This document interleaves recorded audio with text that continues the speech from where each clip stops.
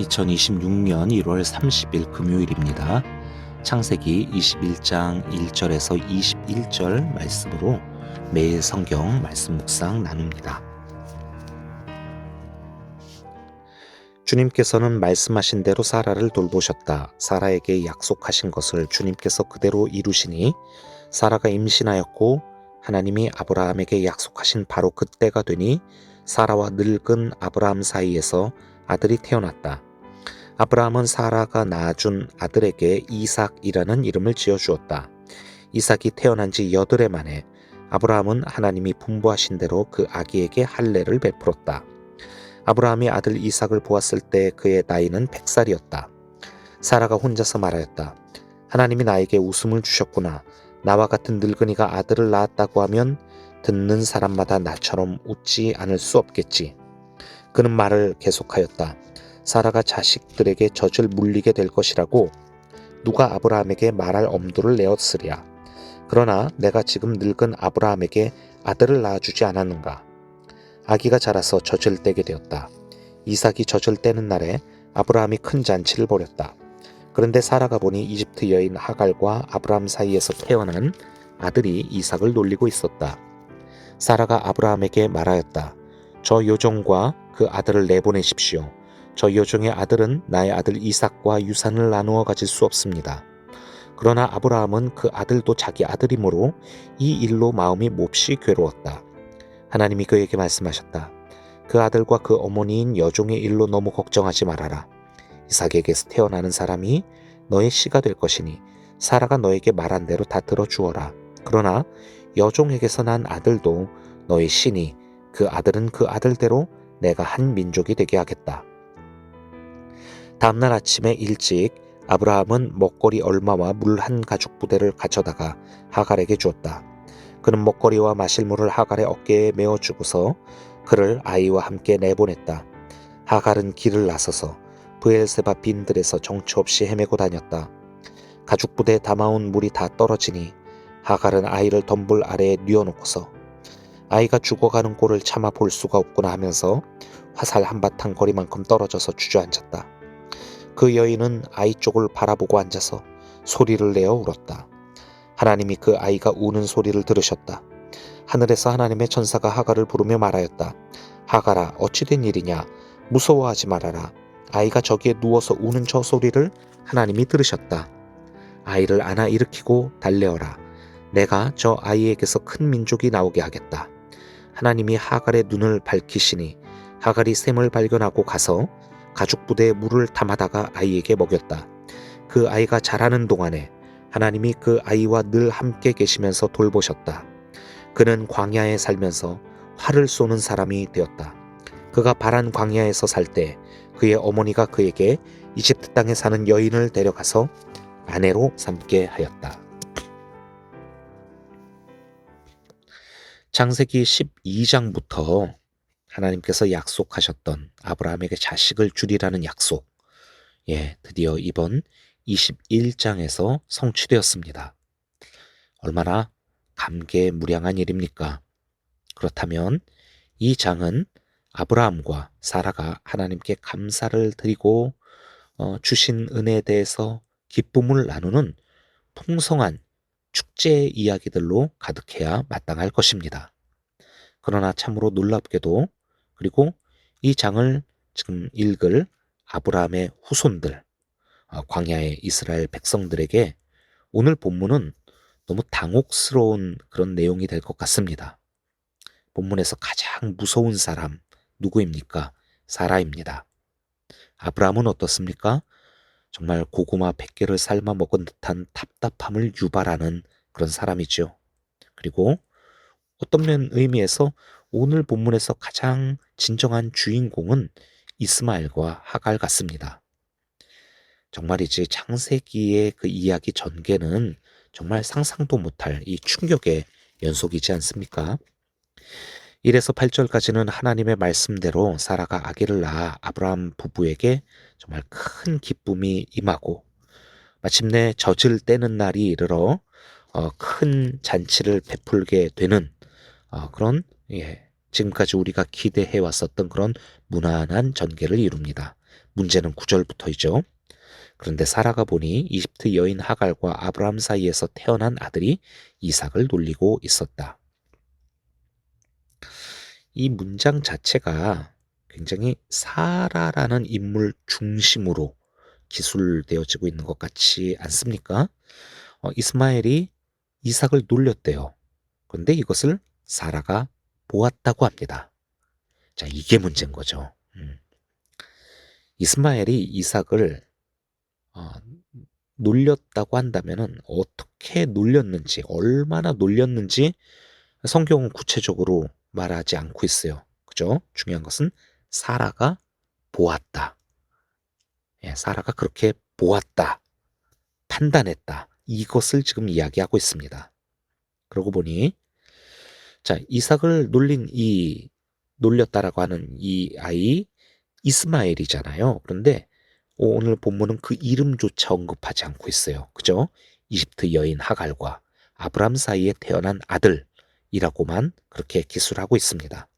지금 이 순간만큼은 창세기 저자가 사라가 이스마엘을 마음으로 대하는 태도, 이것까지 표현을 하려고 하고 있는 게 아닐까, 예, 그런 느낌이 드네요.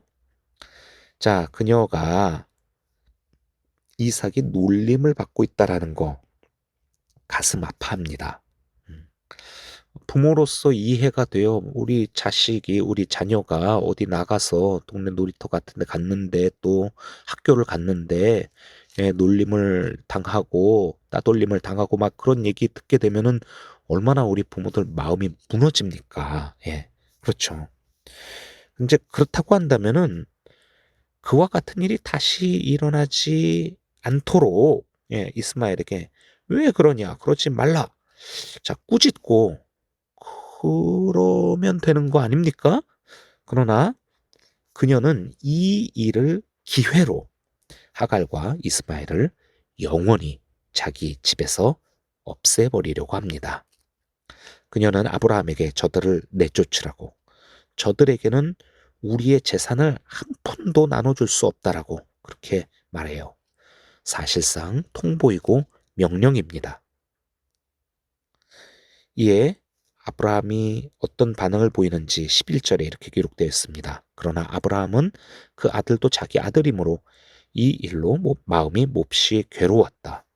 예, 마음이 괴로웠대요. 근데 그냥 괴로운 마음 뿐입니다. 아브라함은 아내를 달래지도 설득하지도 만류하지도 못하죠. 가장으로서 그래도 그러는 거 아니야 이렇게 얘기를 안 하고 그냥 혼자 속만 끓이고 있어요. 그러고 보면 창세기 12장에서 아브라함이 이집트로 내려갔다가 거기서 아내를 누이라고 했다가 바로에게 뺏긴 일이 있었잖아요. 예. 그 사건 이후로 아브라함은 사라에게 완전히 꼼짝 못하는 그런 신세로 예, 살아오고 있는 것 같습니다. 사라가 자기 요정 하갈을 통해 아이를 낳으라고 하니까 네 하면서 그대로 따르고 사라가 하갈로 인해 이제 화가 나서 그러니까 그냥 당신 뜻대로 하시오 해가지고 하갈을 학대당하게 또 내버려두고 음, 이번에는 사라가 이스마엘과 하갈을 쫓아내라고 하니까 찍소리 못하고 그냥 가슴만 아파하고 있는 거예요. 결국 하나님께서 개입하셔서 아브라함에게 이스마엘을 통해서도 내가 복을 주고 그로 큰 한 민족을 이루겠다라고 말씀을 하시니 그제서야 그들 모자를 내보내게 됩니다. 근데 아무리 하나님께서 그들을 내보내라고 하셨다 하더라도 자, 오늘 14절 이후를 보게 되면 아브라함의 모습이 정말 너무 박절하지 않습니까? 겨우 먹거리 얼마와 물 한 가죽 부대만을 내어주고 그 모자를 집에서 내보냅니다. 이게 아버지로서 정말 사람으로서 너무 실망스러운 모습이에요. 이 당시 이스마엘은 대략 10대 중반 이상의 나이였고 그러니 어머니 하갈보다 키도 크고 힘도 셌을 거예요. 근데 본문을 보면은 예, 얼마 못 가서 물이 떨어지고 그러니까 쓰러지는 게 바로 가장 먼저 쓰러지는 게 이스마엘이었습니다. 음, 이스마엘 입장에서는 정말 이삭이 태어나기 전까지 그렇게도 자기를 아껴주고 사랑했었던 아버지였잖아요. 그런데 정말 하루아침에 예, 그 전날 잔치 때 이삭을 놀렸다고 사라한테 확 혼나고 그리고 다음 날 이른 아침에 지금 아버지가 너네 이제 나가 그렇게 그냥 쫓아낸 것입니다. 그 먹을 거라도 좀 넉넉히 챙겨주지. 응? 나귀 한 마리 없이 그냥 물 한 가죽 부대 먹을 거 그거 어깨에 메어주면서 말입니다. 메어주면서 말입니다. 자, 광야에서 방황을 하다가 물이 떨어져 살 희망마저 사라지자 먼저 그 이스마엘이 쓰러지게 되고 하갈은 그런 아들을 뉘어놓고 멀리 떨어져 통곡을 합니다. 그런데 이때 천사가 나타나서 말하지요. 17에서 18절입니다. 하갈아 어찌 된 일이냐 무서워하지 말아라. 아이가 저기에 누워서 우는 저 소리를 하나님이 들으셨다. 아이를 안아 일으키고 달려오라. 내가 저 아이에게서 큰 민족이 나오게 하겠다. 자, 지금 요 말씀이 굉장히 좀 흥미로워요. 예, 하나님께서 지금 하갈도 울고 있어요. 그런데 이스마엘도 울고 있고요. 그런데 어, 하나님께서 내가 이스마엘의 울음을 들으셨다라고 지금 그렇게 이야기하고 있지 않습니까? 예. 이스마엘도 그리고 하갈도 울고 있었는데 우는 이유가 좀 달랐어요. 이스마엘은 아버지께 버림받은 것 때문에 그 충격에 그 절망에 울고 있는 것이었고 하갈은 그런 아들이 불쌍해서 울고 있는 거 어, 아니겠습니까? 물론 이제 하갈도 또 역시 버림받은 슬픔도 있었겠지만은 근데 어, 하나님은 천사를 통해서 하갈에게 내가 네 아들 이스마엘의 아버지가 되어 줄 것이다. 그러니까 너는 그 아이를 지금 일으켜서 달래라고 어, 힘을 주라고 위로하라고. 그러니까 이스라엘에게는 아버지를 잃은 아픔을 겪고 있지만 하나님께서 그의 아버지가 되어 주실 것이라는 소망을 지금 이야기하고 계시는 거고 하갈에게는 자신의 아들이 이렇게 막 괴로워하고 쓰러져서 정신 못 차리는 이 모습이 너무 불쌍해서 속상해서 울고 있는 이 하갈에게는 너는 지금 이렇게 울고 있을 때가 아니라 네 아들을 향한 나의 마음을 아들에게 전해주며 그를 북돋으라라고 하는 그녀가 해야 할 일을 지금 명확하게 전달해 주고 계신 거죠. 그리고 그녀의 눈을 열어주십니다. 하갈이 샘을 발견해요. 그 샘은 없던 게 갑자기 생긴 게 아니라 원래 거기 있었던 거였을 거예요. 하지만 그녀가 감정이 격해서 보지 못했던 것이죠. 음. 가지고 있던 가죽 부대에 물이 떨어져서 이제 죽는다 하고 있었었는데 사실은 하나님께서 그들의 가는 길에 샘을 예비하셨던 것입니다. 이제 그녀는 슬픔과 낙심에 빠져 쓰러져 있는 아들을 격려하여 일으켰고 그 아들은 이제 하나님께서 그의 아버지가 되어 주셔서 오늘 본문을 보면 늘 함께 계시고 돌보시며 그래서 그가 광야에서 활을 쏘는 자, 활을 쏘는 자가 되었다고 합니다. 음, 핍박받고 착취당하고 아무것도 못하는 자가 아니라 모든 어려움들을 이겨내고 또 적들을 물리치는 그런 영웅으로 성장해 간 것입니다. 아무것도 없는 빈손으로 일어나 큰 민족과 나라를 이루게 되는 그냥 인간적인 면에서 봤을 때 그 업적만 놓고 보자고 한다면은요 아브라함, 이삭, 야곱 비교도 안 되는 정말 엄청난 인물이 된 것입니다. 이 이스마엘이요. 아, 여러분 그 소설 듄 혹시 아시나요? 영화 시리즈로도 요즘 최근에 계속 만들어지고 있는 그런 책이자 또 영화인데 거기에 보면은 어, 몰락한 아스트레이드스라고 하는 가문의 장자였습니다. 폴이라고 하는 주인공이. 네, 이 집안이 완전히 적들에게 공격을 당해서 망해요. 배신을 당해요. 그래서 어머니와 함께 둘이서만 살아남게 됩니다. 근데 이 폴이 성장을 하면서 마침내 자기를 그렇게 버렸었던 황제에 대항하고 자기 가족들을, 자기 가문을 몰살시킨 적들을 물리치고 전 우주의 그 왕좌에 오르게 되는 그런 이야기인데, 좀 이런 폴의 모습에서 버려진 자리에서 시작해 그 광야에서 새 정체성을 그렇게 형성해 나가며 성장해 나가는 이스마엘의 모습이 좀 겹쳐 보이는 것으로 느껴집니다. 자, 창세기 21장은 하나님의 약속이 성취된 장입니다.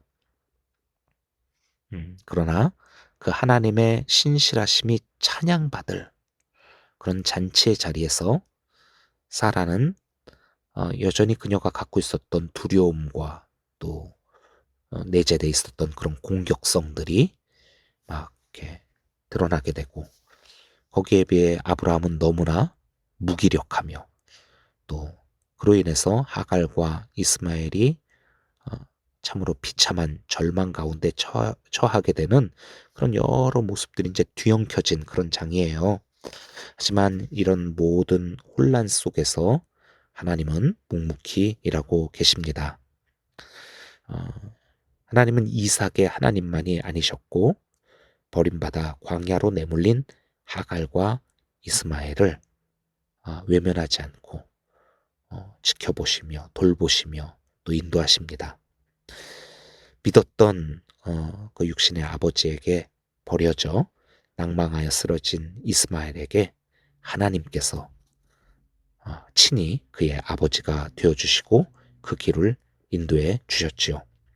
슬픔과 두려움에 압도되어 이미 준비된 은혜를 보지 못하고 절망했던 하갈은 하나님께서 그 눈을 열어주심으로 아들을 살리고 또 아들을 일으켜 세우는 그런 어머니로서의 사명을 감당하게 됩니다.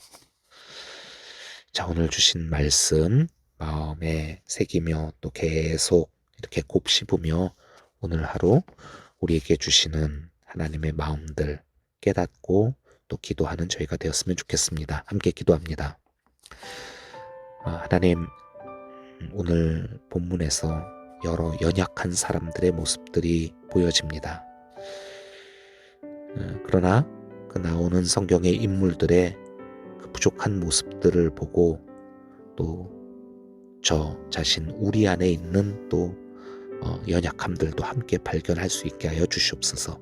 사라의 모습을 보면서 제 안에도 불안과 두려움 때문에 누군가를 밀어내고 배제하려고 하자 하는 그런 마음이 있는지 주님 살펴보게 하여 주시옵소서. 아브라함처럼 마음만 아파하며 가장으로서의 책임을 피하는 그런 연약함, 하나님, 저희도 이 세상을 바라보면서 여러 불의함들과 또 불쌍한 이들에 대하여서 마음만 아파하고 있습니다. 그러나 더 기도의 자리로 못 나아가고 또 그들에게 손을 내밀지 못하는 그런 또 인간적인 부족함들이 있사온데, 하나님, 이러한 말씀의 이야기에서 하나님의 뜻이 우리를 향하신 마음이 무엇인지 다시 한번 깨닫고 결단을 할 수 있는 저희가 되게 하여 주시옵소서. 사람에게 버림받는 아픔을 겪을 때에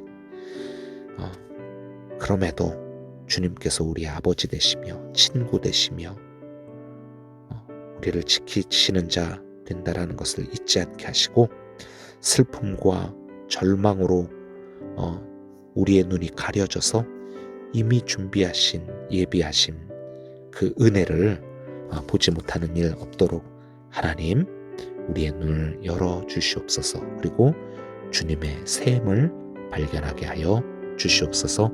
예수 그리스도의 이름으로 기도합니다. 아멘.